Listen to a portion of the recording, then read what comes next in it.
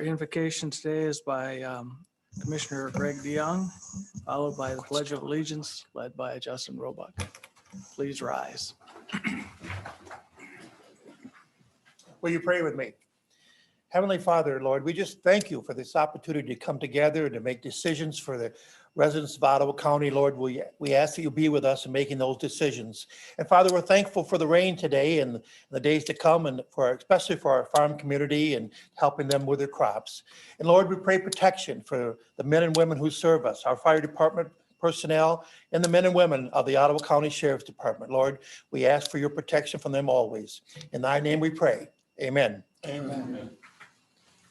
I pledge allegiance to the flag of the United States of America and to the republic for which it stands, one nation, under God, indivisible, with liberty and justice for all.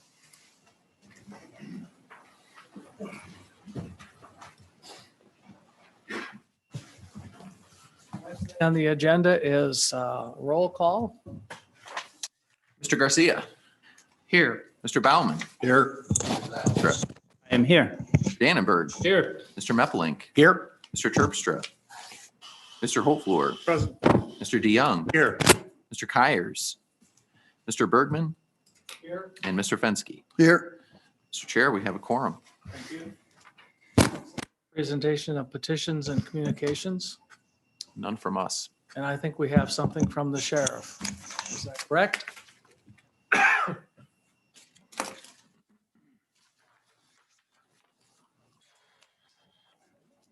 Good afternoon. I have two things for you here today. First, I just want to make you aware and do a public thank you to the Realtors Association down in Holland. They grouped together with their realtors, gave them a challenge to donate life jackets to be used for special causes here in Ottawa County. And I was overwhelmed last week when the undersheriff and I arrived at that event in Holland to see the number of life jackets that were donated.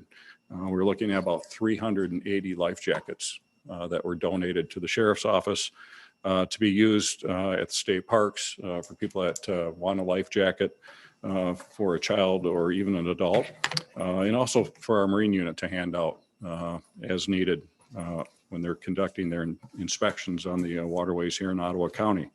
So again, if you know a realtor or see the realtor, thank you.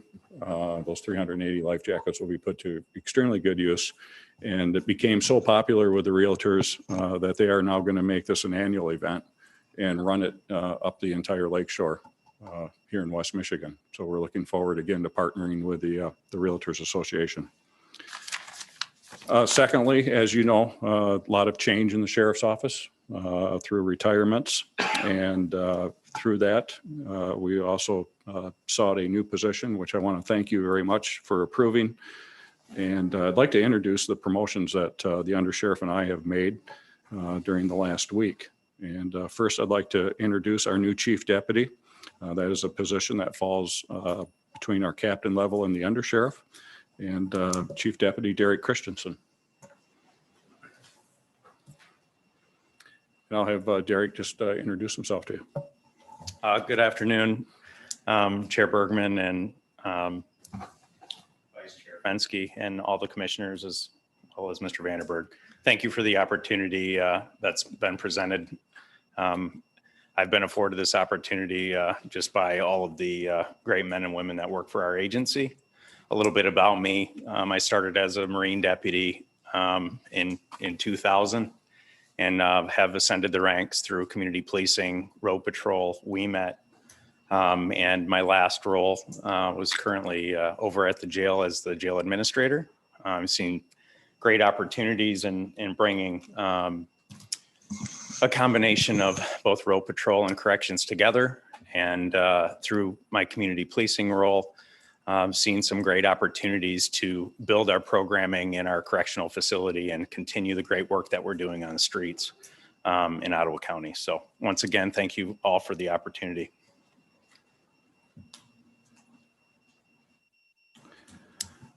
Next promotion that I did with the undersheriff last week was Captain Jay Douglas from our road patrol. Jay was a lieutenant for just over about a year with us. And Jay is here today, and I'll let him introduce himself.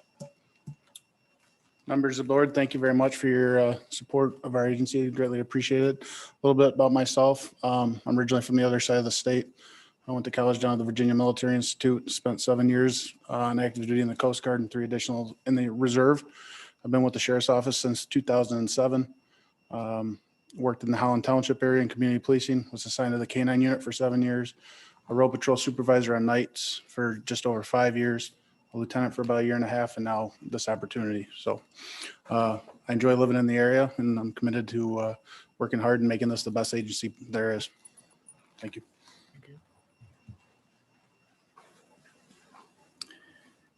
With the promotion of Chief Deputy Christensen, that opened up a captain's position within our correctional facility. And at this time, I'd like to introduce the promotion that was made, Captain Jessica Fott.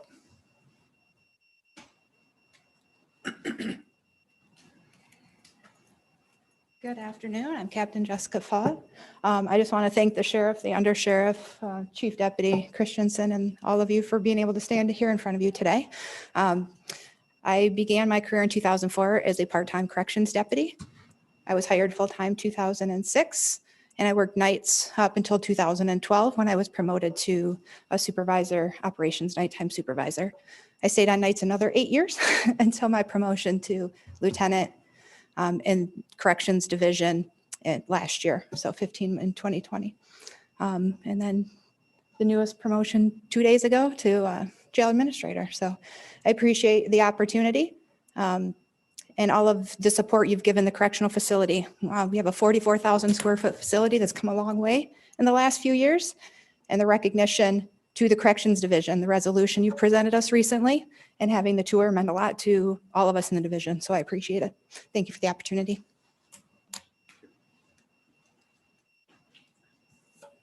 So what I can say, there's more to come. And we'll have those people here in the future to introduce as we continue to kind of reorganize the upper level of the sheriff's office. I do also want to publicly thank the undersheriff. If you could stand for me, please. Been a lifesaver as we've been going through a lot of the changes. We've seen a complete change in our executive team. And again, we are very confident in the promotions that we're making, and that we will continue to provide this county and the residents with the best professional, quality, and ethical law enforcement services. And again, I'd like to thank the board very much for your support as our change takes place in our agency and we continue to grow. Because again, professional, quality law enforcement services are needed in this county, and we're here to provide that. So, thank you very much. Thank you, and congratulations to all of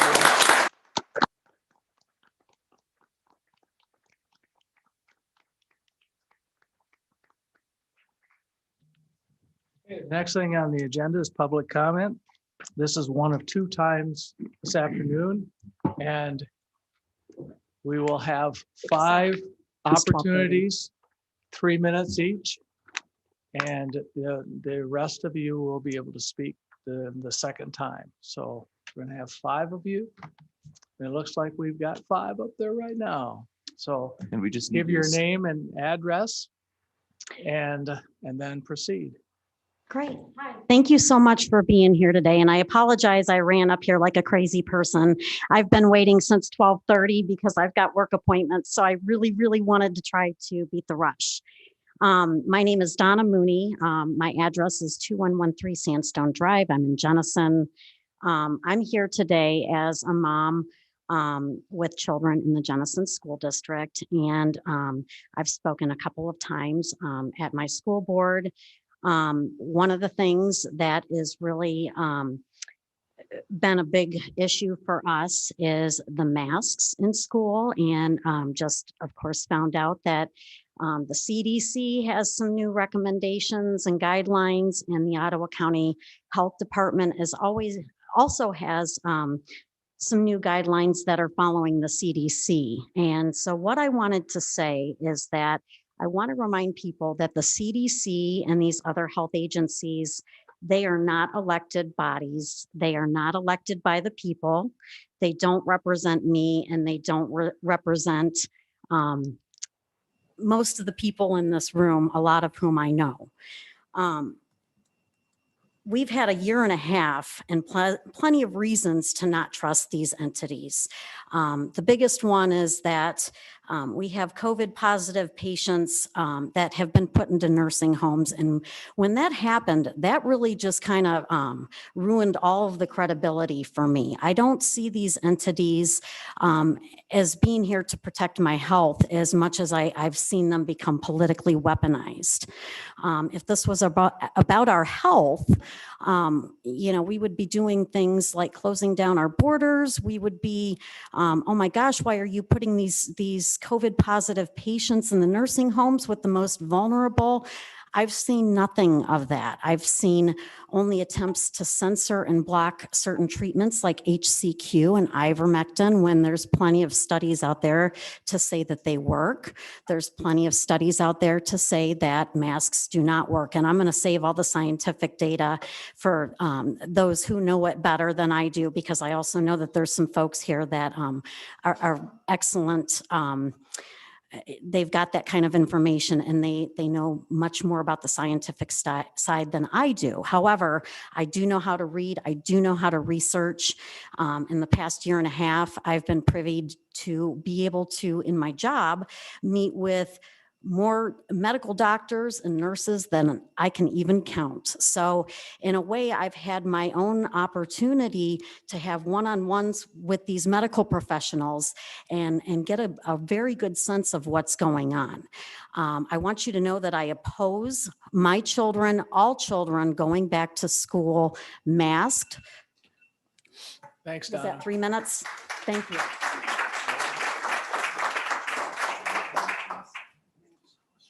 Hi, good afternoon. My name is Sarah Van Tongren. I'm a licensed clinical social worker that lives and works in Ottawa County. My address is 222 South River Avenue in Holland, 49423. I'm here to voice my support for the Diversity, Equity, and Inclusion Office from my perspective as a mental health therapist. I have a master's degree in clinical social work, and I am licensed to practice in the state of Michigan as a mental health therapist. I have lived and worked in Ottawa County since 2012.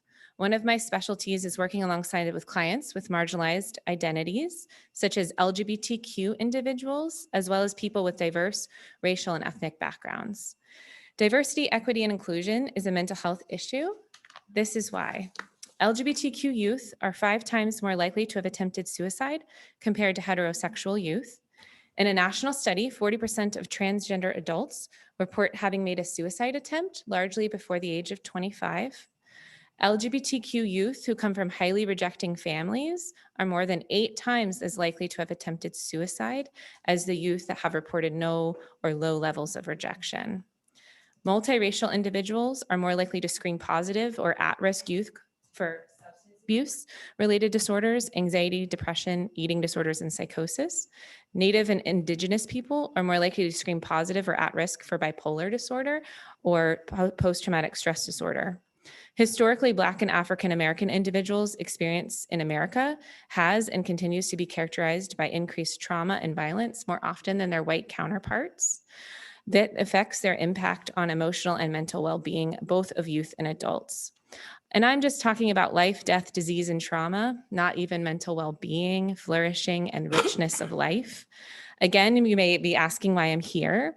It's because these are the issues that are facing our community, our citizens, right here in Ottawa County.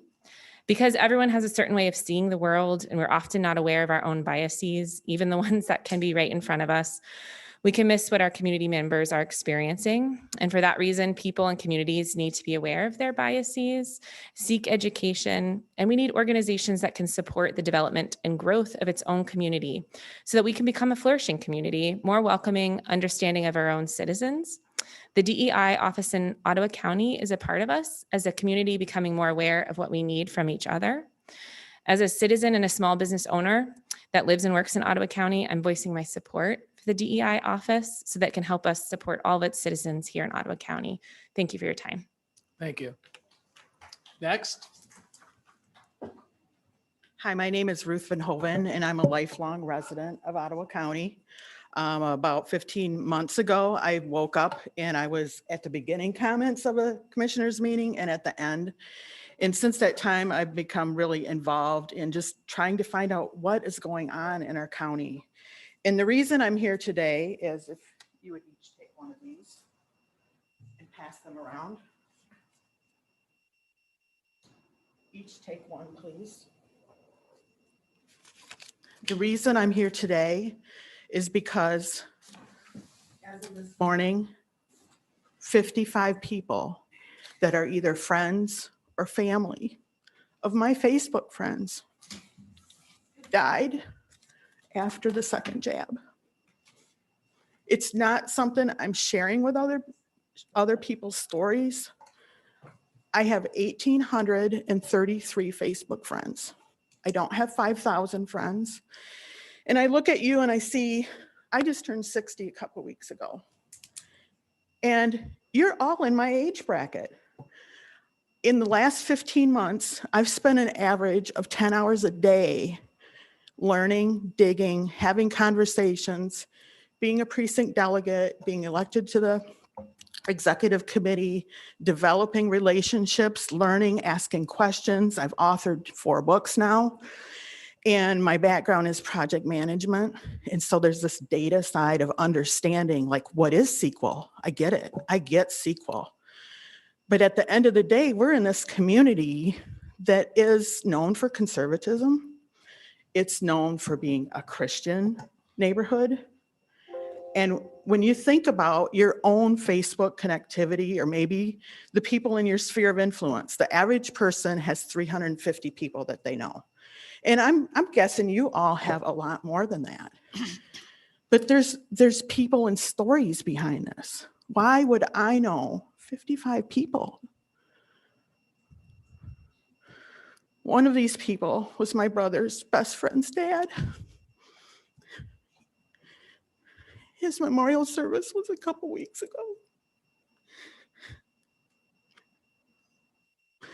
My brother's best friend was David Clark. And when we went to the funeral, there were several hundred people there. This guy's the goofiest ass person you've ever met. If you look in the dictionary under goofy ass person, it's his face. You didn't know how he'd show up. He's like here, there, everywhere. And people had these beautiful stories about him showing up in their life. Sometimes they'd avoid him for years. 200 people for this guy who's not on social media. He's a farmer. Not super smart, but he could relate to people. So please take this, put 55 on it, put it on your keychain for a week, and think about it. Thank you.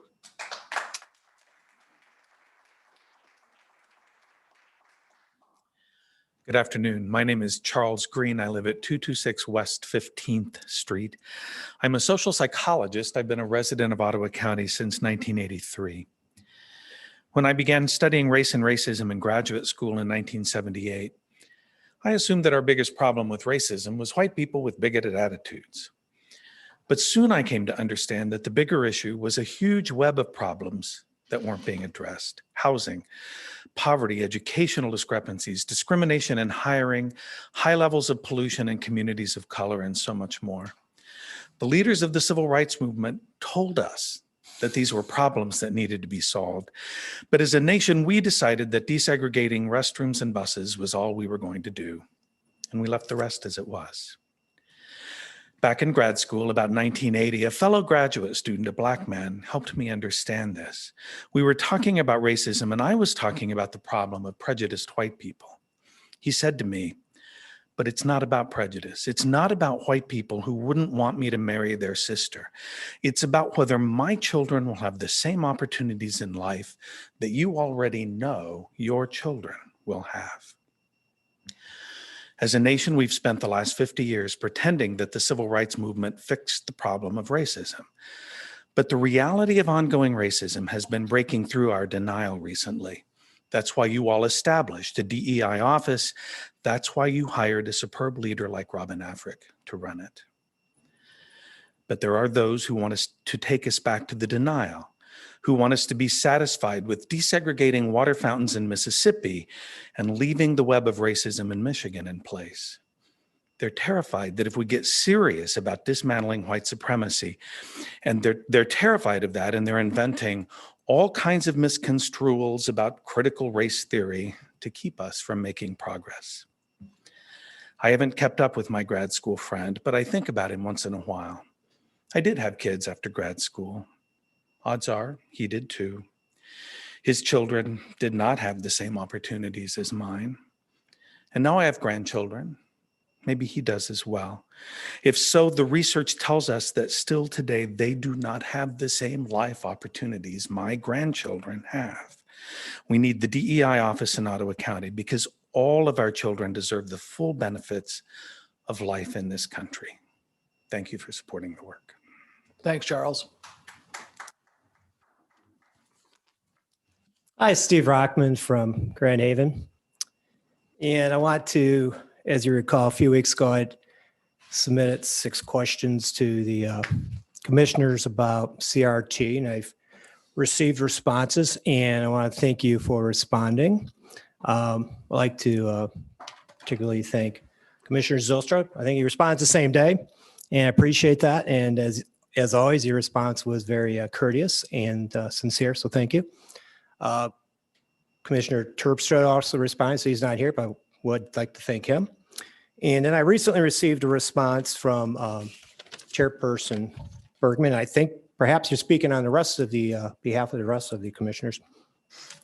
And I want to read it into the record today.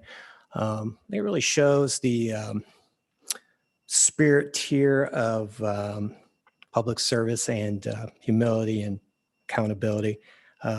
Not a hint of sneering condescension. And while it's not quite as affectionate as the letters to the governor, charming nonetheless.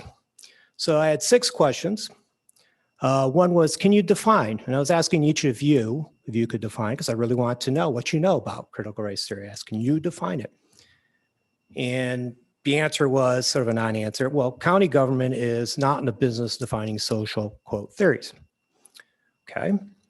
2, do you, again, each of you individually, 'cause I want to know what you know on this issue. Do you think it is racist to judge someone based strictly on the color of their skin? And received a somewhat Clinton-esque response. And sounds like maybe an attorney might have helped you out with these answers. What does the word judge mean? Okay. Followed by Ottawa County understands it's illegal to make employment disciplinary, judicial, government service delivery decisions on the basis of race. 3, who is the architect of critical theory? Again, trying to dig. What do you guys know about this? Because I'm not sure that you do. The response is county government may not be in the business of dealing with the architect of what social theory is. So kind of a non-answer. And then 4, what is the goal of critical theory and critical race theory? Same answer as the last question. 5, can you describe the difference between equality and equity? And I think there's a big difference. I think it's important that we understand, you know, the distinction. The answer is it's not the business of county government to define terms. Found that interesting. Followed by it's the responsibility of county government to treat all persons equally and equitably as expressed in our state and federal constitutions and laws of the state of Michigan. Again, what does that mean? Didn't get an answer. And then finally 6, do you believe America is fundamentally good or evil? That was an easy question. I expected a home run here, patriotic answer.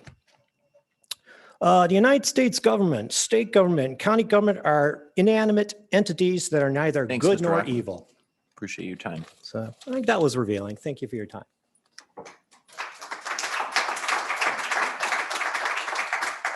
All right, the next thing on the agenda is approval of the agenda. Can I get a motion, please? So moved. Moved and supported. Comments or questions? Justin, would you call the roll, please? Zylstra. Here. Mr. Fenske. Yes. Mr. Baumann. Yes. Mr. Garcia. Yes. Mr. Meplink. Yes. Mr. Dannenberg. Yes. Mr. DeYoung. Yes. Mr. Holtfloor. Yes. And Mr. Bergman. Yes. Motion passes. Next thing under actions and reports, consent resolutions, Mr. Fenske. Mr. Chair, I will make the motion to approve consent resolutions 1 through 3. Support. Been moved and supported. Comments or questions? Call the roll, please. Sir, Mr. Dannenberg. Yes. Yes. Mr. Fenske, Yes. Mr. Meppelink. Yes. Mr. Garcia, Yes. Mr. DeYoung, Yes. Mr. Holtfloor, Yes. Mr. Zylstra, Yes. and Mr. Bergman. Yes. Motion passes. Mr. DeYoung, would you take public hearing 1, please? Yes. Regarding the campus partners bond resolution, the motion is to open the public hearing to receive comments on the campus partners bond resolution. Support. It's been moved and supported. Comments or questions? All in favor, say aye. Aye. Opposed, same sign. Thank you. This is an opportunity for anyone in the public to comment on the Campus Partners 1 bond resolution. Is there anyone that would like to do that? There is. Good afternoon. My name's Laura Khalifi, and I'm here on behalf of National Heritage Academies as the Director of Treasury to explain why we're here today and what we're asking for. So this public hearing is required under IRS Code Section 147F. And it's required when there's a private revenue activity bond that will be issued. And let me explain the project. So National Heritage Academies is a national charter school operator. We operate 99 schools across the country. And we are going through a process right now to sell 69 schools to an independent, not-for-profit entity, Campus Partners 1. Campus Partners 1 intends to finance this purchase with private activity revenue bonds, which is why we're here for this hearing today. The issuance will be a national issuance. The issuer of the bonds will be the Industrial Development Authority of La Paz, which is in Arizona. Because this impacts multiple schools across multiple states, it's most efficient for the transaction to be at this national level, which is why we're here today under IRS guidance to hold the public hearing to collect comment. So that's a general overview of the project. I want to be very clear, the bonds are not an obligation of Ottawa County. This is strictly to collect public comment on this, and we're early in the process. This hearing is to collect public comment on the process, but there are many more steps that need to happen before these bonds would ultimately be issued, if they are issued. So we are here to talk about 2 bond issuances related to 2 schools here in Ottawa County, Vanderbilt Charter Academy and Eagle Crest Charter Academy. So this is the first step in the process to open the door for the school boards to consider whether or not this is something that they would want to look into. Campus Partners 1 would be the borrower on the bonds. And again, Ottawa County is not a borrower, neither are the schools. But as part of the bond issuance, the schools would have to enter into 30-year lease agreements with Campus Partners 1. So again, this is the first step in the process. Many more steps need to happen. Most importantly is that the school boards would need to decide if this is something that they would want to enter into for 30 years with this. If they decide that this is not in their best interest, it would not move forward for this individual school. There are many benefits, in my opinion, for this to move forward. Again, it's not necessarily my opinion that's most important. The school has to decide that. But I think that it's public knowledge that interest rates are at an all-time low right now. Locking in these bonds would lock in low interest rates, which would result in a low cost of capital for the schools. It locks it in for 30 years. Interest rates are around 4%, which if we look back 10, 20, 30 years, we know that they were significantly higher. Another benefit, again, in my opinion, which the school would have to determine if it's in their best interest, is that having an independent landlord in Campus Partners 1, independent from the management company, I think increases school independence. Right now, National Heritage Academies, through a subsidiary, owns the building, and we are in leases with the school. So I hope that explains why we're asking for this public hearing to collect comment, to receive the local approval since it's a national issuance, and I'm happy to answer any questions that the commissioners have. Mr. Chair. Any questions? Yes. Yeah, I understand that you're coming here because IRS says you basically have to come here, but does the IRS have a reason why you're here? It seems like a good deal for everyone. Is there a specific reason why the IRS says these So- bonds have to be signed off by the host? I've looked up the code and I'm not a tax attorney, but it's very generic and it just says that a public hearing has to be held. My assumption is that because it's a national issuance, they want somebody at a local body to say, this makes sense for the local community. That's my best personal guess, is that I think that you could have an instance where a national issuance could go awry if there's not a local understanding of what's But happening. at the same time, our resolution is not stating anything No. as to quality. You're or opening the door for us to saying move these two forward. destinations of funds Right. we're fine with. Yep. And to collect public comment. Okay, thank you. You're welcome. Anyone else? If I'm listening to you correctly, the Campus Partner One, is that an LLC? So it's not for profit entity. So it will be a 501c3. We're pending IRS review. I say we, but there's an independent board. And they filed their application on December 8th. The IRS has reviewed applications through December 3rd. So Going from nonprofit to nonprofit. So this will not go on the tax rolls. So National Heritage Academies is a for-profit entity. We are selling to a not-for-profit entity. So I believe that selling the buildings, if not-for-profit entities are exempt from real estate taxes, then Campus Partners One would potentially apply for that exemption. Okay, thanks. Anyone Well, if I else? understand, Laura, the National Heritage Academy will still own the academy part of it, but not the buildings? Or are they selling the whole? It's a good question. So National Heritage Academies through a subsidiary will continue to own the land. We're selling the building itself to a Okay. not-for-profit entity. As part of the agreement, we will be proposing a new services agreement, a management agreement to the school, which the school would evaluate. Currently, through a management agreement, National Heritage Academies operates the school, employs the teachers, purchases the supplies, and we would hope to continue to do that at the school board's discretion in negotiating a new services agreement. Anyone else?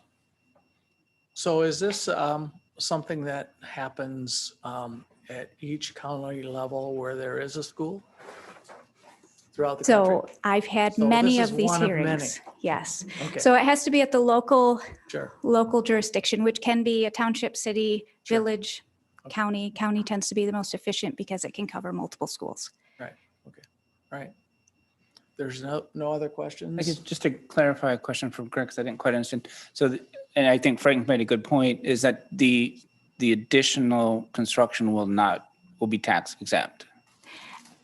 I believe that the building potentially would be tax exempt. Again, I defer to tax assessors to make those Sure. decisions, but the land would still be taxable. That would be owned by NHA through a subsidiary. But the land itself will probably not see an increased assessment because of the increased construction. I wouldn't think so. I would think. Okay, all right, thank you. All right. If there's nothing else, thank you. Anyone else like to speak? Good afternoon. My name is Nicole Burnside. I work for CS3 Law PLLC, legal counsel for Eagle Crest Charter Academy. I would like to clarify that Eagle Crest Charter Academy is not involved in this transaction, nor a party to the bond financing. The facility, as was just mentioned, is owned by a third-party charter development company from whom National Heritage Academy leases the building. NHA subleases it to the academy. This proposal plans to finance the bonds from academy rents for over the next 30 years. NHA has not yet presented the proposal to the Academy Board of Directors. As a result, the Board of Directors has not yet considered the proposed lease to determine if it is in the best interest of the Academy. Thank you. Thank you. Anyone else? Sorry, one of my feet is asleep. I am Robin Allison. I live in Allegan County, but I have been Ottawa County resident for a very long time before I moved there. I am president of the Eagle Crest Charter Board of Academies, and I would just like to note that the Academy Board has not yet considered the lease proposed, or that this transaction depends on, or new management contract information. So We just want the record to be clear that the Eagle Crest Charter Academy is not the entity asking for this approval at this time. Okay. Okay? Thank you. Anyone else? Mr. Chairman, is it my understanding that all we're doing here is just providing an opportunity for public input at this point? Correct. Right. We have the resolution is coming up in just a few minutes. Okay. In fact, you're going to present that. Yeah, yeah. If there's nothing else, Mr. Young? Thank you, Mr. Chairman. I move to close the public hearing on the Campus Partners Bond Resolution. Support. Been moved and supported. All in favor, say aye. Aye. Opposed, same sign. Thank you. Okay, the next thing is under action items from administration. Mr. Zylstra, would you read number 1, please? Sure. Mr. Chair, I'd like to make a motion to ratify all contracts currently pending on the post-execution ratification list as authorized under Section 4D2 of the Ottawa County Contracting Authorization and Form Policy adopted on April 14, 2020. Sir, it's been moved and supported. Comments or questions? Yeah, Mr. Chair. There's just a formatting question. The contract is for $66,000 with Mr. Williams, but on our sheet it says $18,000, and I assume that's because that's this fiscal year, right? Right, that's my understanding. So when we see contracts in the future, is it going to be for just the fiscal year responsibility, or is it going to be for the total value of the contract? This particular contract is a courts contract. Right. So it falls under that particular justification for being on the ratification list. Right. No, I have no problems with that. I'm just the amounts with the 18,000 versus the 66. Yeah, generally, we are aggregating. So if you're approving a commitment to up to 66,000, that would be pre-approval because it would be above 50,000 or Right. 75. I'm sorry, is I think the Right. threshold. So we aggregate in order to decide if that threshold is met. Okay, so a 18,000 first-year contract gets reviewed as a $66,000 contract in the contract approval process. Okay. That being under 75,000, it would still get ratified. If those 5 years had pushed it over and this was not a court contract, we would be seeking pre-approval of the board. But this is a year and a quarter contract, basically, right? And without an extension to it. Correct. But this is a contract with the courts, okay? The courts are the ones that are using Mr. Williams' services. Right. So it's their contract that we are approving, and we're approving it under the ratification process, irrespective of amount. Does that make sense? Not necessarily. I mean, I understand that both 18 and 66 will fall under the guidelines for ratification, so that's not the issue. It's just the issue of our contracts and come to us in the fiscal year responsibility for that contract or for the total value of the contract. Because in this case, it's under the fiscal year responsibility of the contract as opposed to the full value of the contract. This contract is coming to us because we're the funding unit for the court. Right. So it needs appropriations annually, and because of that, we're exercising some control over their contracting process. So they're bringing it here to us as the funding unit and asking for our approval, irrespective of the amount. Right. I think we established that. I just why we're approving an $18,000 contract when it's really a $66,000 contract. I don't know if I'm making myself. Yeah, I'm not, if the contract were not canceled and the parties have a right to cancel, it would be an $18,000 commitment.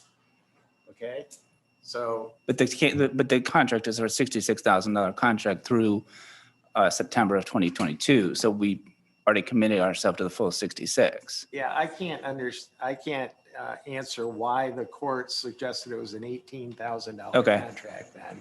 But it is a $66,000 contract that we're approving, not 18,000. Okay. Correct. Okay. I Thank don't you. know if the 18 is in the first fiscal year. It's 18 is this fiscal year responsibility, and then The 40, next will be 40 in the Right. next fiscal year. 48 for the next fiscal year to complete the contract. Okay. That would explain it. Okay.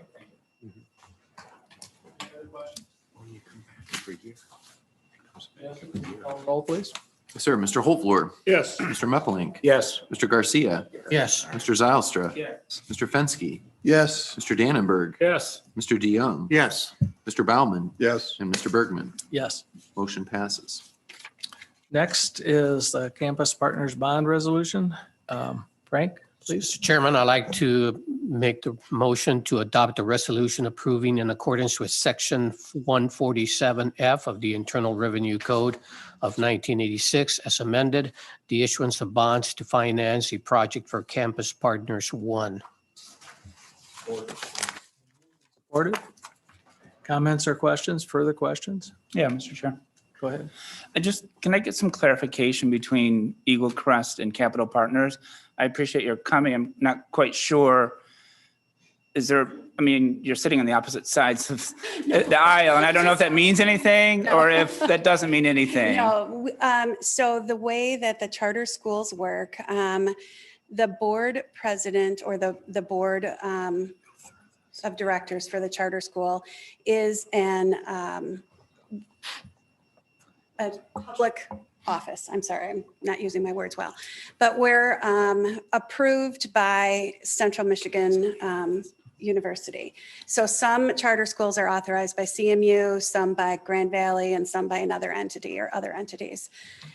We, as a board, have hired and contracted with National Heritage Academies to run the school for us. We hold the charter, and that's about all we hold. So they can't operate the school without us and without the charter, and nobody wants me running a school. So, that's where that relationship comes from. NHA is currently, we have what's called a sweep contract where they make the management and running decisions of the school.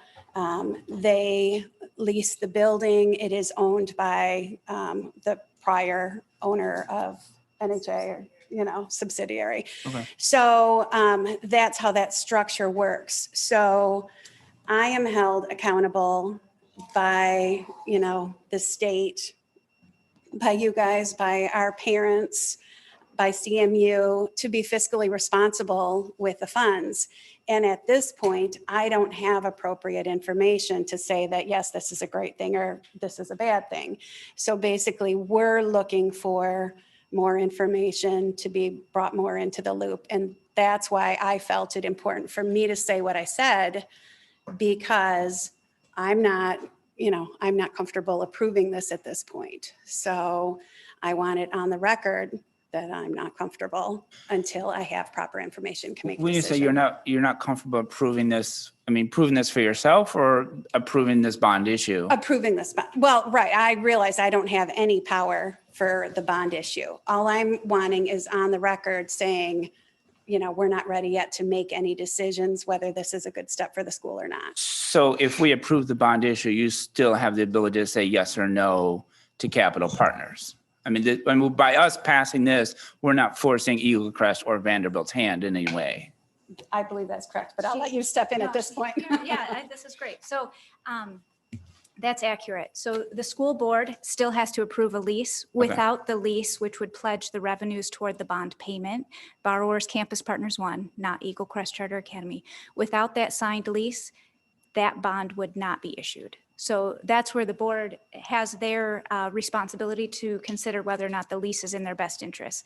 Approving us today to move forward in no way approves the bond issuance. It just opens the door. And it does not in any way force their hand to No. do anything. They Nope, could say, not at all. that's great what Ottawa County did. Yep. But for our institution, for our academy, this is not the right step. Right, and they could say there are 69 schools and we understand 68 want to move forward and we do not, then they have the opportunity to continue with their current lease agreement. The building couldn't be sold in that case. And I know this is kind of a conjecture question, but you don't know where Vanderbilt stands on this, do you?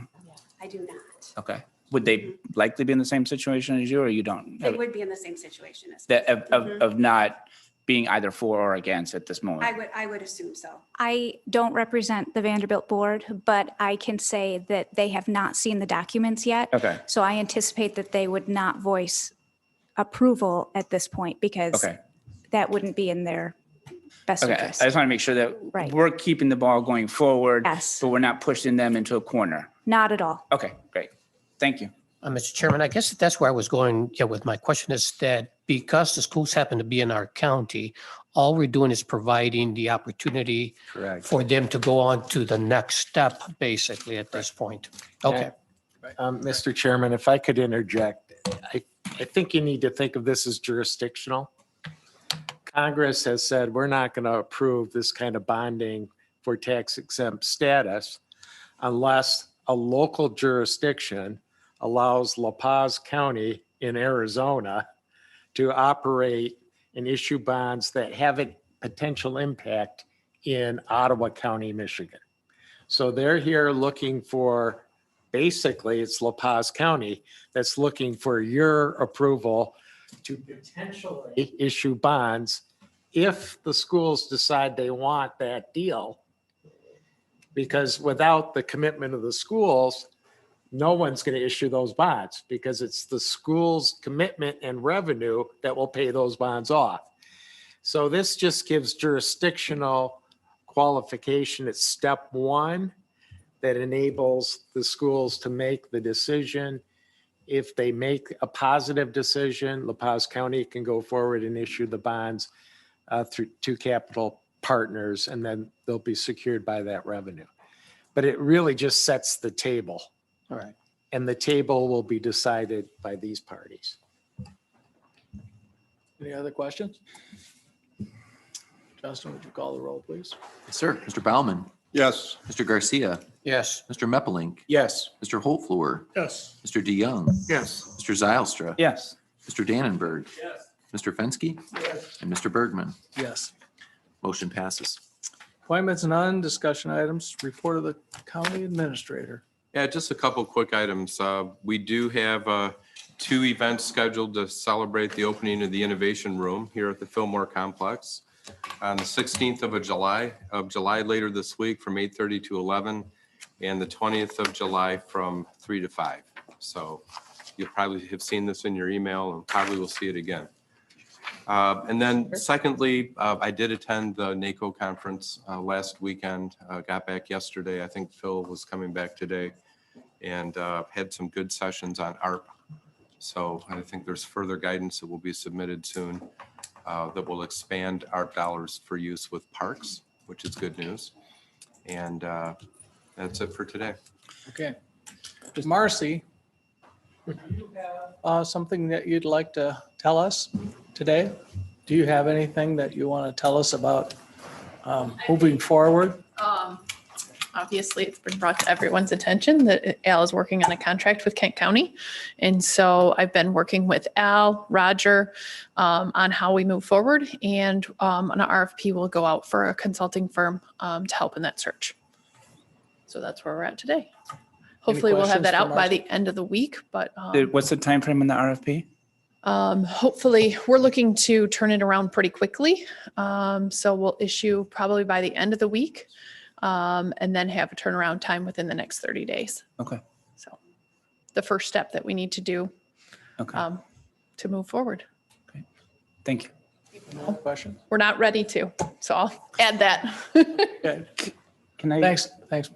Yeah. Okay, just on the ARP, just to kind of double back, where are we on the ARP process here in Ottawa County as far as our process?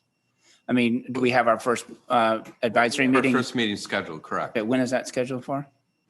30th. 30th, yeah. 30th, okay. Yep. Yep. Thanks.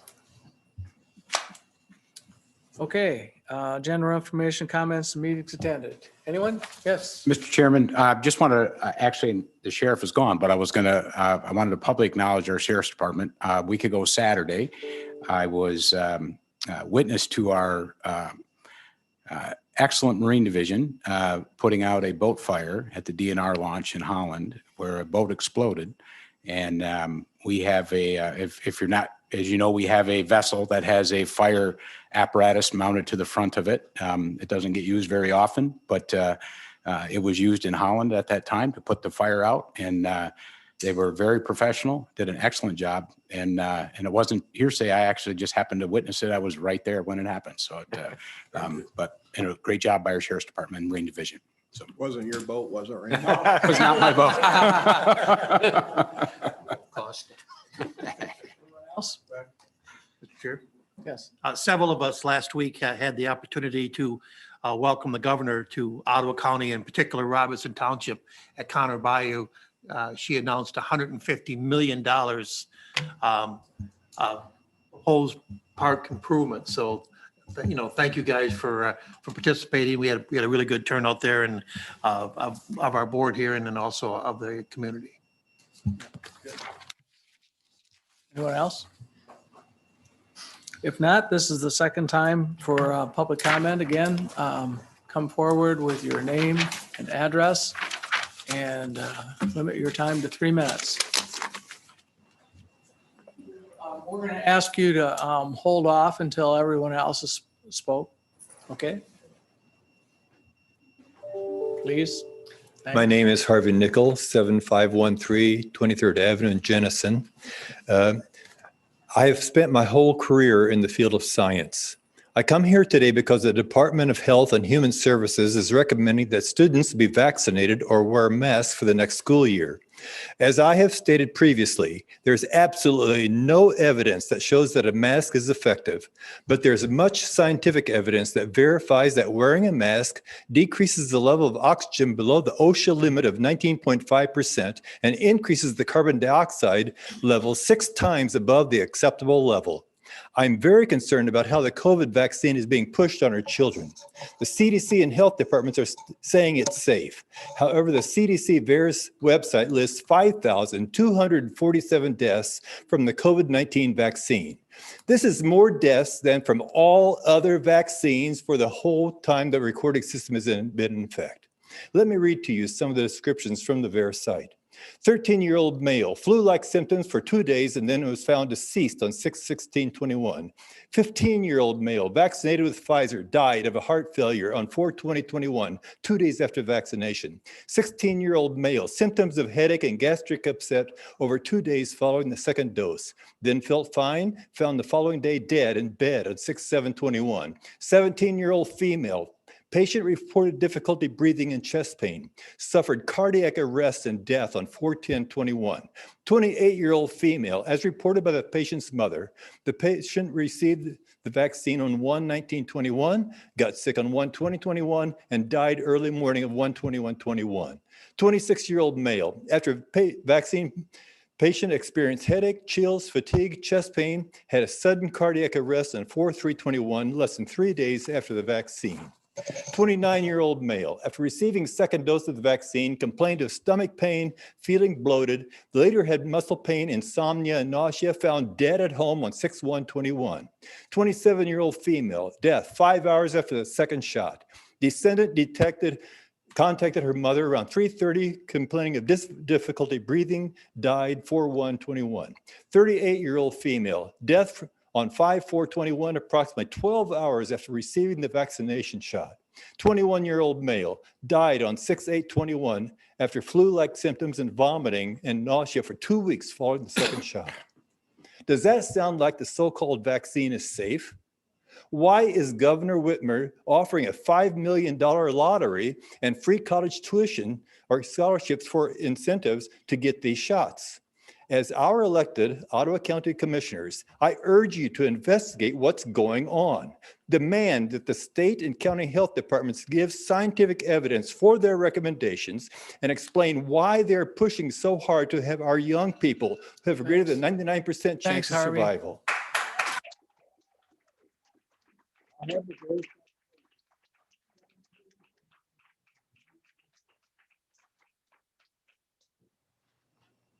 Who wants to go next? I would say before I start, the VAERS number is actually in the 9,000s now. My name is Angie Yetzke, and I live at 8367 Stonington Drive in Jenison. At the last meeting, I shared my personal experience of dangerously and ignorantly teaching DEI and CRT philosophies as an assistant professor at a Michigan college. Today, I want to talk to you about the LGBT plus arm of DEI. I want to be very clear. I am not here to keep people from getting the help they need.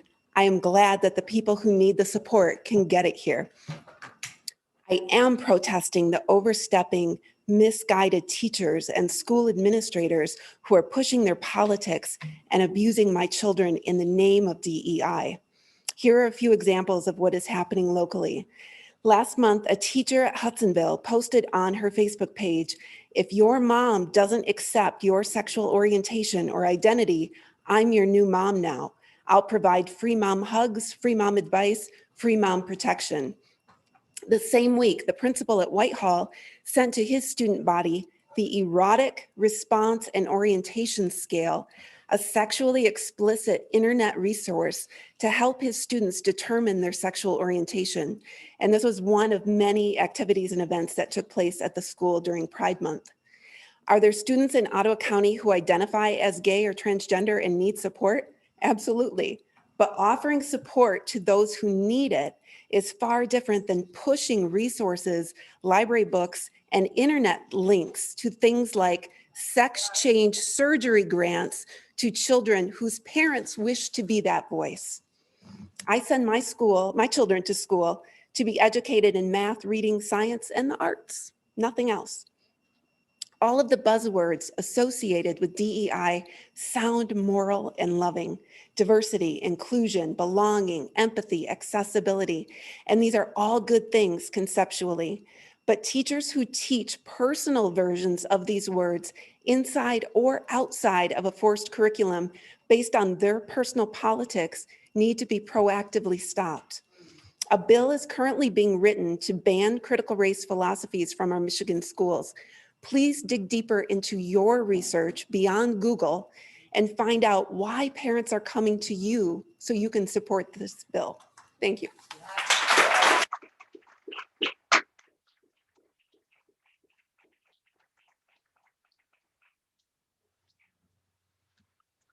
Hi, my name is Chris Butkus. I have 4 grandkids in Allendale schools.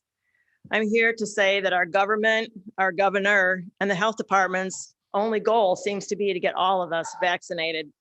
And obviously, no matter what it takes, it's maddening that this is all we hear about. I don't know you, but I ask, are each one of you vaccinated? That's a personal question that no one needs to be asking anyone or needing proof of. When have we ever bribed, coerced, or shamed adults and youth into taking a vaccine, let alone one that's not FDA approved? Never. The government has spent $3 billion advertising for the shot. Imagine if this funding and effort were to be put into regenerative agriculture, organic foods, mindfulness, and nutrition. The decision to vaccinate children should only be left up to the parents, along with all the other school recommendations, again, such as masking, testing, contact tracing, and quarantining. This should not be pushed in the schools by you, the health departments, or the CDC. There are now way over 400,000 adverse health events from taking the vaccines, over 9,000 deaths, over 40,000 serious health issues, over 13,000 adverse effects in children's 12 to 17, 800 being serious, and 14 deaths. People that still want the shot should be told this beforehand. It says right in the health department's Q&A report that any treatment that has not been FDA approved can cause serious harm. So I say, if you wanted the shot, you probably already got it. If you didn't want it, you probably still don't want it. So we definitely don't need the door-to-door push by our government. Currently, fear is being pushed upon us once again because of the so-called variants, but we don't need to shut everything down and mask up, and we won't be controlled again. We'll just keep washing our hands, stay as healthy as possible, and if we feel sick, we'll stay home. We're asking for no mandates of any kind in this next school year, and we need you to back us up. We also disapprove of the critical race theory that is in the school curriculum. If it continues, it will cause segregation where there was none. This needs to be removed, and we please ask you to sign the resolution to defund unconstitutional government actions. Thank you.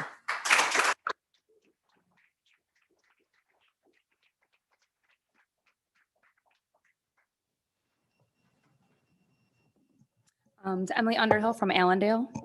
On July 1st, the Ottawa County Department of Public Health's Facebook page posted a piece called "The Community COVID Question and Answers." This was their way of responding to us parents speaking. Last night, they also posted their strategies for safely operating K-12 schools during COVID-19, which proves they still are forcing children to follow the mandates. Question 2 in their Q&A states, "Are there mental health effects from wearing masks and quarantining?" Their answer was, quote, "We have yet to gauge whether wearing masks and quarantining has affected a person's overall mental health," end quote. Has the health department been listening to any of us parents speak the last few months? All of us had been repeatedly telling the health department how the masks and quarantining is affecting our children's mental health. But I'll reiterate again, our healthy children are being forced to wear a mask when they are not sick. They are being forced to wear a mask that covers their sweet button noses, their cute little mouths, their chubby little cheeks, their tiny chins, and their amazing smiles. Their masks have been completely taken away. Their masks have completely taken away their identities and silenced their voices. They are being forced to wear a mask, which makes them no longer able to show their bus drivers, their teachers, or even their classmates and friends if they were happy, sad, nervous, angry, or scared. The masks have stripped away our children's ability to show their emotions. They were being forced to wear a mask and stay home from school when they weren't sick and never even got sick. They were being told to miss a holiday, a vacation, their own birthday party because someone in their class tested positive, and they now had to quarantine, yet neither child ever got sick. They were even told that they couldn't say goodbye to a dying loved one, even when they weren't sick. So you tell me how those experiences don't affect a child's mental health. You don't need a study to gauge this. You need common sense, and you actually need to be listening when us parents speak. When us parents speak about our children's mental health, the answer is not to bring in a health resource advocate to treat the whole health of our child, or to provide us with more resources, or to still force these mandates on them even when they're recommendations. By continuing to make these masks and other protocols even just recommendations, you are harming our children. By continuing this narrative after 16 months, you are harming our children. By continuing anything that isn't back to the old normal instills fear in our children that they are going to die or cause someone to die. We want to get rid of the masks. We want you to get rid of the masks. Social distancing, testing, contact tracing, quarantining, and continuous pressure, shaming, and incentivizing of this shot. We need you to stop. It's very apparent that you must not have been listening all of the other times this community has spoken. Please start listening. Thank you.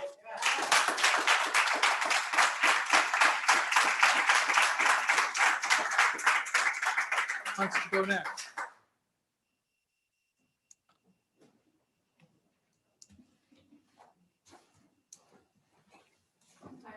Laura Halstig, I just have a quick question for you guys. I wonder if you would be okay if I showed up at your door and asked if you were circumcised. Don't show up at our door and ask us if we've been vaccinated. It's none of your business.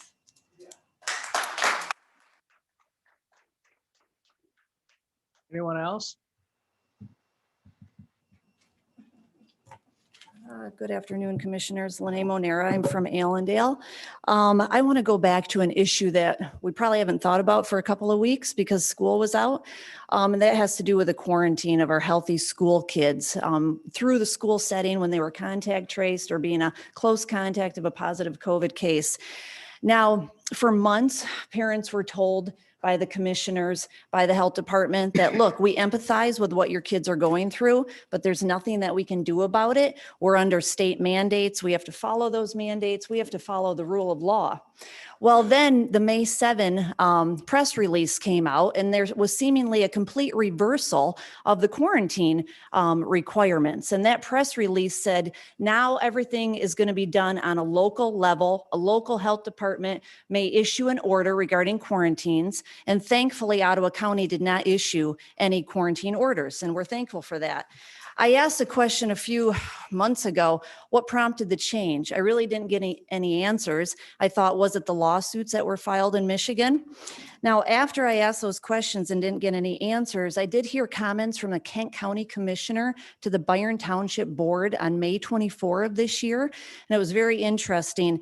The Kent County Health Department, and I believe Ottawa County Health Department, had a Zoom call with the MDHHS where the MDHHS said, look, these quarantine requirements were never requirements. They were only recommendations. So I want to play, if I can cue this up, the comments of Commissioner Coleman from Kent County. For a long while, the Kent County Health Department was enforcing what they were told were like the requirements for school related quarantines in a public or charter school setting. Also, I believe those rules were applied to private schools as well. And those rules were suddenly on a conference call or Zoom meeting or something, the state of Michigan said, well, actually, health departments, those aren't rules, those are just our recommendations. At which point, the Kent County Health Department and I think 4 or 5 others said, oh, wait a second, if those aren't like requirements coming from the state, then we're not going to operate that way. So commissioners, respectfully, Ottawa County has paid positions held by some people in this room who are paid to analyze the MDHHS orders. So I'm wondering, what did Ottawa County know and when? Did Ottawa County know that these quarantine rules were never rules or mandates? They were only recommendations. I'd love to hear that Zoom call that between MDHHS and Ottawa County Health Department. Perhaps Mr. Vanderberg could do Thanks an for your time, updated ma'am. digest post. Appreciate it. Thank you.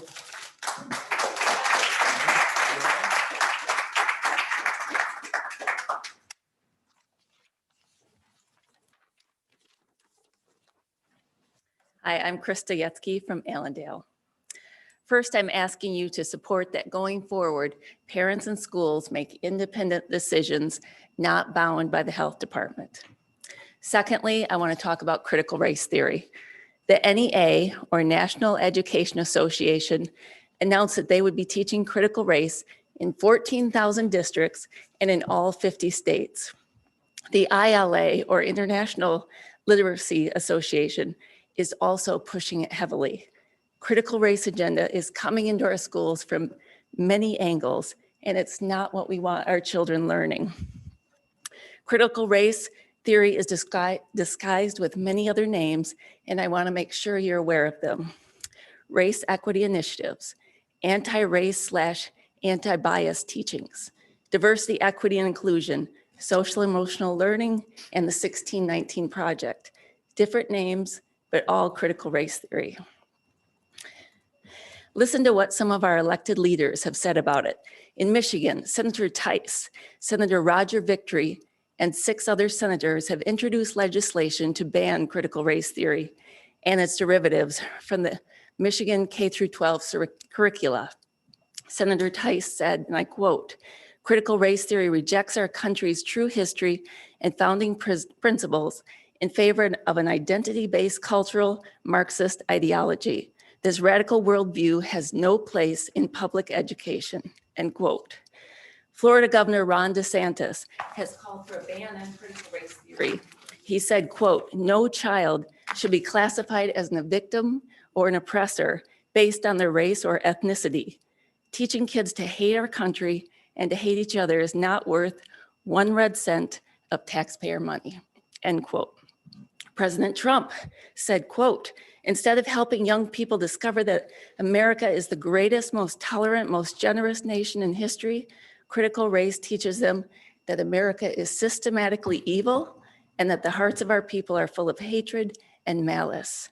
Teaching even one child this divisive message would verge on psychological abuse," end quote.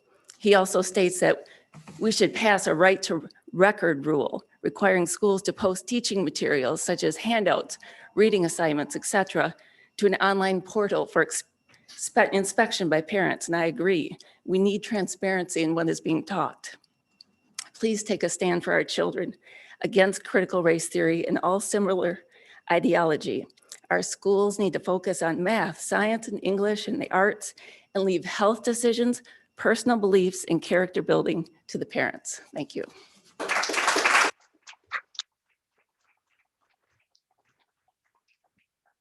Anyone else?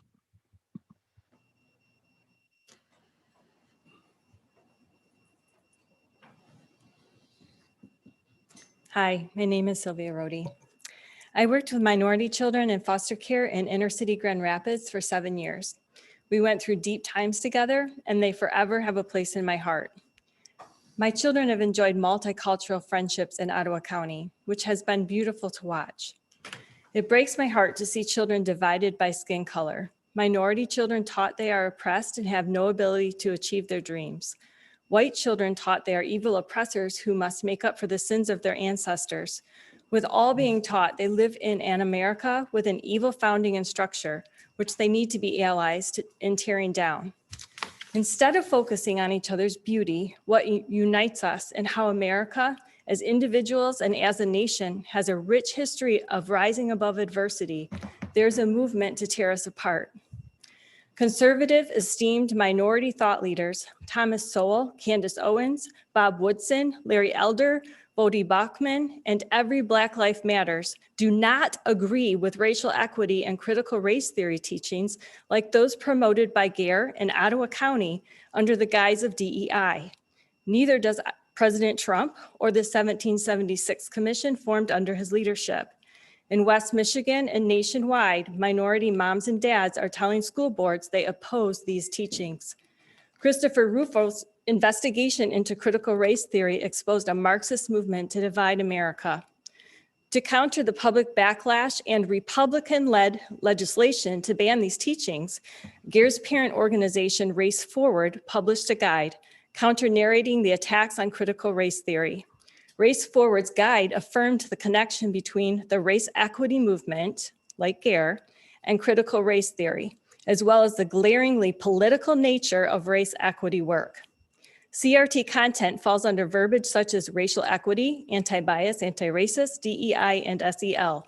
Core concepts include white privilege, white fragility, implicit bias, systemic racism, and collective guilt.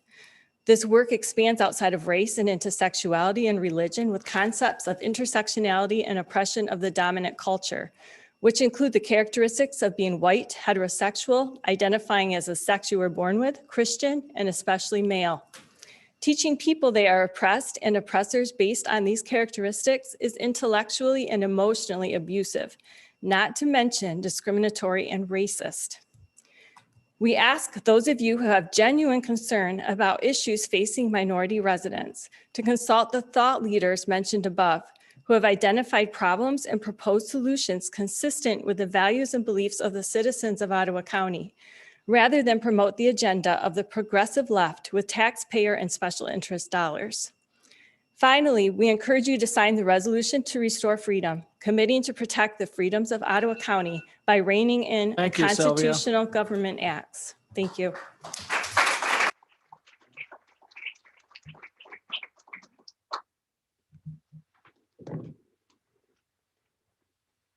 My name is Amber Shashelsky. I have 5 children in the Allendale School District. I'm just here today again to advocate for our children. I did see the CDC recommendations and the Ottawa County Health Department come out with their recommendations. And I know people will just say, well, they're just recommendations. We don't have to follow them at this point. The school boards still have the option.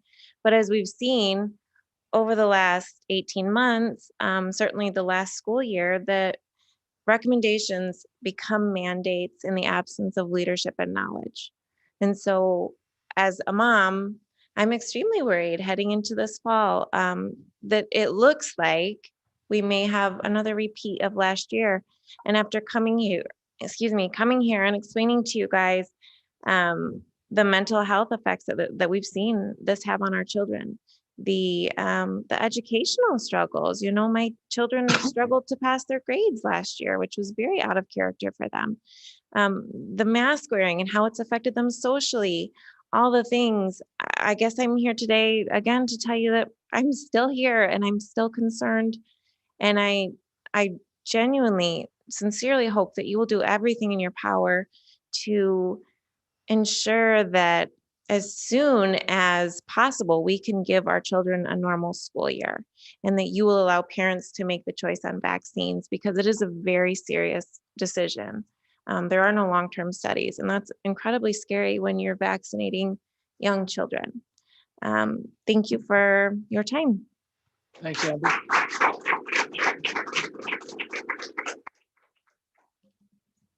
Anyone else? Chairman, if no one else, I'd like to speak a little bit more about the commission. Yeah, 2 minutes. Okay, fine. Just some information. As you know, I'm a teacher, I'm a scientist. The reason children are not as affected by COVID is that COVID spike protein binds to an enzyme on our cells called, it's abbreviated ACE, means angiotensin converting enzyme. That's the point of attachment. Once the cleavage occurs on that, then it goes into the cell. Children do not have developed ACE. So that's why their infection rate is so much lower than adults. And also the Delta variant you're going to hear about, they're going to try to shut us down again for that one. It is a variant, it is real. A study out of London shows, however, that people who have been vaccinated have a death rate of 0.2%. Now, unvaccinated has 0.08%. That means having vaccinated, the death rate is 6 times higher. However, when you look at that number, 0.2%, that's 99.8% survival. And they're going to try to shut us down again, I bet. So the Lambda variant. So there's so much information out there that we've got to not mask our children. It is cruel and it is criminal. Thanks, and that's Harvey. why I'm here. Thank you.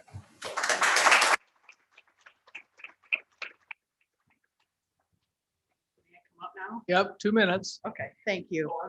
Ruth Van Hoven again. And I just wanted to share, we're talking about mental health impacts. And in the last 3 days, I know 3 people have committed suicide. I've been watching your faces and your body language. And one of the things I've studied in my career as in corporate America is really that only 7% of our communication is in words. And most of how I live my life is through the Bible. And a couple of my favorite verses that I really test myself to every morning in the mirror is like, test all things, hold fast to that which is true, and work out your own salvation with fear and trembling. And I think about, as you as leaders 15 months ago, if you had known all this would unfold, how would you have done it different? How would I have done it different? And I lead my life with curiosity and not judgment, because it's not up to me to judge. But I've seen things unfold, and I just am going to pray for you to be able to take a step back and be curious and look at new things and take it into consideration, because obviously the people of our county are interested, they're passionate, and the future of our world might depend on it. Thank you. Thanks.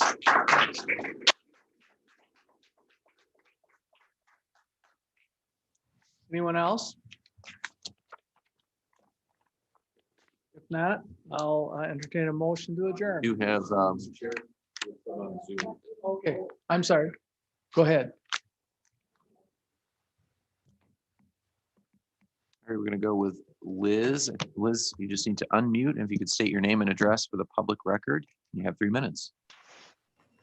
Liz Ramey, 6567 Elwood Court, Avondale. I feel like I'm a child again when asking my parents why. Can you hear us, Liz, Liz? can you hear me? Yep.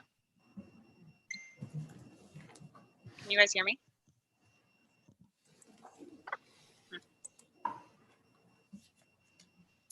Can you guys hear me? You can hear us. We're having difficulty hearing you. I'm not sure. All right, let me Can you try to guys hear me go now? with the next comment, and we'll see if that's a factor, and we can see Okay. if All right. that's an issue. So the next public comment we have is from Jeff and Becky Dieter. Jeff or Becky, if you could just unmute. Can you hear me? I am talking. That's what Liz just said.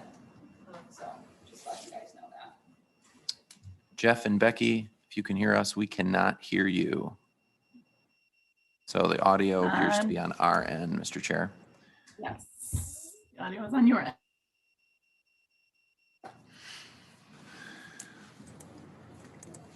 I'm not an audio technician, but I could propose if individuals would like to email our office with a public comment, we can certainly provide that. Yep.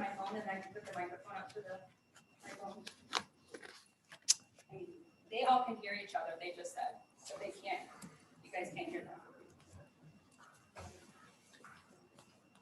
Good question. What do you think? Okay, Yeah, you why good? not? Have them call. You got a phone number for them?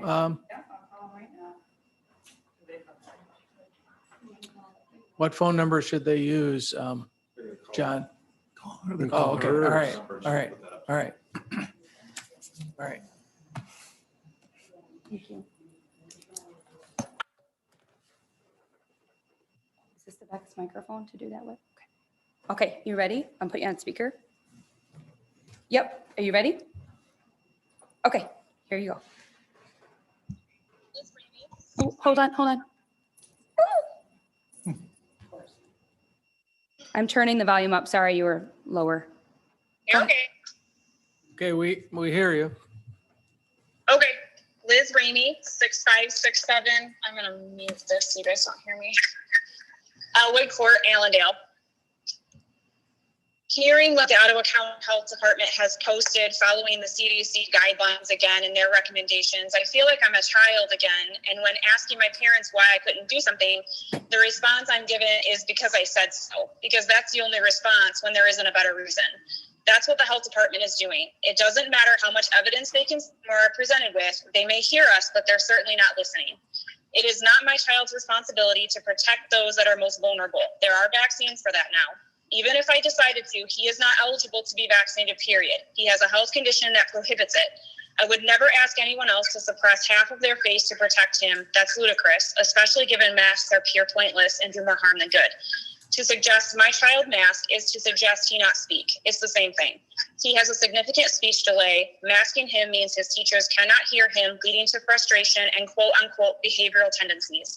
Masking his teachers means he cannot see their word enunciation. It is not my child's responsibility to put his education and his development behind to protect those eligible for a vaccine. At this point, over 75% of the elderly in Ottawa County are vaccinated, so who would he need to protect anyway? We can't say it's a Delta variant. That's next to non-existent here, and it's affecting vaccinated or not alike. A couple of weeks ago, my 4-year-old had a cold because the typical cold still exists. And on one night, he was coughing and started crying. I go running into his room and his big brother beat me there. He tends to understand his brother more than I do sometimes, and he interprets for me, Mom, he's scared, he has COVID, and he's going to die. He's going to die? Can you imagine the turmoil as a parent that your kid has a cold and he's been conditioned to think that these symptoms are going to kill him at 4 years old? Where did he learn this? It's insanity. It was certainly not home, I can promise you that. Enough is enough. Start listening and start taking this seriously by signing a resolution to restore freedom and not allowing unconstitutional government acts. Thank you. Thanks, Liz. Was there somebody else?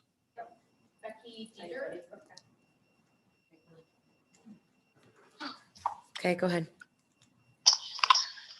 This is Becky Dieter, and I live at 331 South Lake Ave in Spring Lake. First, I want to thank you all for continuing to pray and say the pledge before each of your meetings. I hope that continues because we all now know that we need that now more than ever. To quote a recent social media post from the Ottawa County Department of Public Health, the one that Emily referenced earlier, in response to the first question on the post, why is the Public Health Department staying to answer community concerns at Ottawa County Board of Commissioners meetings? They replied, the BOC and the OCDPH review the public comments and apply the concerns to make the necessary changes to our communication strategies and health practices. I have to say, this doesn't seem to be true. Week after week, parents and community members have come forward, attending your meetings in person and on Zoom, and voicing their concerns over the continued mask mandates, testing, and vaccine guidelines in our county schools. There is no science or data to support this. There are 0 deaths under the age of 20 in our county. 99.33% of our student athletes who were forced to be tested this spring tested negative. Masks are not effective and are actually hurting our children. You've also heard many personal stories about how the masking, testing, and quarantines have negatively impacted the mental health of our kids, putting unnecessary stress and pressure on our athletes. There's a 2-week wait for a child to be seen for mental health issues or crisis right now. Masks and testing are no longer, really never were, necessary for our children. These mandates are hurting our children. All teachers who want a shot have had the opportunity to do so, so they should be protected. Anyone who wants to continue to wear masks can also do so, but it needs to be our choice for our kids. So back to the statement from the County Health Department. If you truly are listening and truly want to make changes based on community concerns, then advise our schools that masks and testing are not necessary for any child. Let's focus on protecting our children and providing an environment that they can learn and thrive in. Thank you for your time.